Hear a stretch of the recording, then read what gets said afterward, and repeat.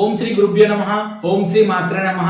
Hi అండి, నేను మీ Vivek Chandra, astronumerologist in advanced 14 dimensions and chronologist. So friends, ఈ రోజు మన వీడియోలో మనం ఒక వ్యక్తి యొక్క పర్సనల్ ఇయర్ అనేటువంటిది ఏ విధంగా క్యాలిక్యులేషన్ చేస్తాం అనేటువంటి దాని గురించి మనం తెలుసుకునే ప్రయత్నం చేద్దాం. ఎందుకంటే ఫ్యూచర్లో మనకి రాబోయేటువంటి వీడియోలో మనం పర్సనల్ ఇయర్ అనేటువంటి పదాన్ని చాలా చోట్ల వాడవలసి వచ్చేటువంటి అవకాశం ఉంటుంది.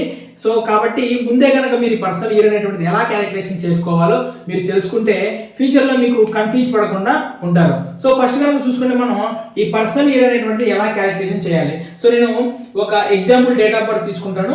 ఆ యొక్క ఎగ్జాంపుల్ డేట్ ఆఫ్ బర్త్ తీసుకొని ఆ ఎగ్జాంపుల్ డేట్ ఆఫ్ బర్త్ మీకు తెలియజేసేటువంటి ప్రయత్నం చేస్తాను. సో ఫ్రెండ్స్, ఎవరైనా సరే అడ్వాన్స్డ్ 14 డైమెన్షన్లో ఆస్ట్రోన్యూమరాలజీ ప్రకారం నేమ్ కరెక్షన్ చేయించుకోవాలంటే కనుక స్క్రీన్ మీద కనిపిస్తున్నటువంటి నా నెంబర్కి మార్నింగ్ 10 గంటల నుంచి ఈవినింగ్ 4 మధ్యలో కాల్ చేసేటువంటి ప్రయత్నం చేయండి. సో మనం ఒక ఎగ్జాంపుల్ డేట్ ఆఫ్ బర్త్ తీసుకుందాం. ఎగ్జాంపుల్ డేట్ ఆఫ్ బర్త్ వచ్చేసి 11/9/1990 అనేటువంటి ఒక డేట్ ఆఫ్ బర్త్ తీసుకుందాం. సో ఒక వ్యక్తి యొక్క పర్సనల్ ఇయర్ అనేటువంటిది మనకి ఇయర్ ఏదైతే ఉంటుందో ఇంగ్లీష్ ఇయర్ అనమాట. అది మన ఇది ఇయర్ ఏంటండి 2024 కదా, నెక్స్ట్ ఇయర్ 2025 కదా. అలా ఇయర్ మారిన ప్రతిసారి కూడా మీ యొక్క పర్సనల్ ఇయర్ అనేటువంటిది మారిపోతూ ఉంటుందండి. సో కాబట్టి మనం పర్సనల్ ఇయర్ని క్యాల్కులేట్ చేసేటప్పుడు మీ యొక్క డేట్ ఆఫ్ బర్త్ ఏదైతే ఉంటుందో డేట్ ఆఫ్ బర్త్ వేసుకోవాలి. అలానే పుట్టిన డేట్ వేసుకుందాం మనం. అలానే మీరు పుట్టిన మంత్ను వేసుకుందాం. ఇక్కడ మీరు ఏం చేయాలంటే అది ఏ ఇయరో ఆ ఇయర్ అనేటువంటిది వేసుకోవాలి. అంటే మీరు పుట్టినటువంటి ఇయర్ని కాకుండా ఈ ఇయర్ ఏది మనకి రాబోయే ఇయర్ ఎంతండి 2025 కదా, 2025 కదా, ఇలా 2025 అనేటువంటిది వేసుకోవాలి. ఇప్పుడు మీరు ఏం చేయాలి, కంప్లీట్గా ఇవి ఏదైతే ఈ నెంబర్స్ ఉన్నాయో ఈ నెంబర్స్ మొత్తాన్ని కూడా మీరు యాడ్ చేయాలన్నమాట.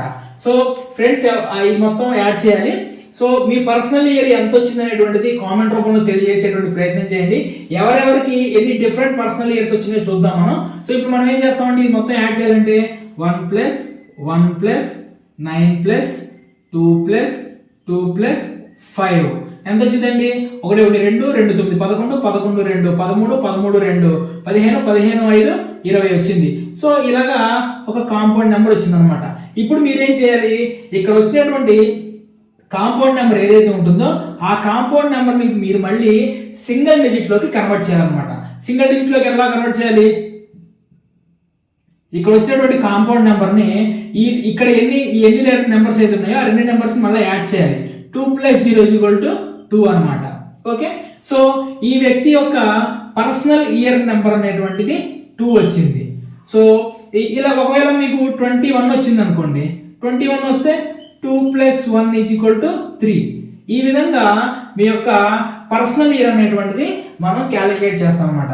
దీన్ని మనం ఫ్యూచర్లో అడ్వాన్స్డ్ వేదిక్ గ్రిడ్ గురించి మాట్లాడేటప్పుడు అడ్వాన్స్డ్ వేదిక్ గ్రిడ్లో మనం ఒక వ్యక్తి యొక్క దశ మహాదశల గురించి మనం మాట్లాడతాం. ఏ విధంగా అయితే మనం వింశోత్తరి దశల గురించి అంతర్దశ మహాదశలు అంతరాంతర దశలు ఏ విధంగా చెప్తారో, ఏది కుజదశలో బుధదశలో శుక్రదశ ఇలా మాట్లాడతాం కదా, ఆ విధంగా మనం అడ్వాన్స్డ్ వేదిక్ గ్రిడ్ మనం దాని గురించి మాట్లాడుకునేటప్పుడు ఇలా దశలకి పర్సనల్ ఇయర్ అనేటువంటిది వాడతాం అనమాట. కాబట్టి ఈ పర్సనల్ ఇయర్ అనేటువంటిది మీరు ఇప్పుడే క్యాలిక్యులేషన్ చేసి నేర్చుకున్నారు అనుకోండి, అప్పుడు మనం మాట్లాడుకునేటప్పుడు మీకు క్లియర్గా అర్థమవుతుంది. సో ఫ్రెండ్స్, మీ కామెంట్ బాక్స్లో తెలియజేయండి మీ పర్సనల్ ఇయర్ అనేటువంటిది ఏంటి అనేటువంటిది.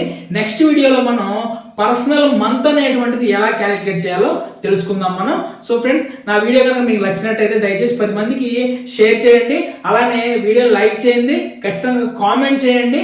సో నా వీడియోలన్నింటినీ కూడా ఆదరించి నా ఛానల్ సబ్స్క్రైబ్ చేసుకున్న మీ అందరికీ కూడా నా హృదయపూర్వక కృతజ్ఞతలు.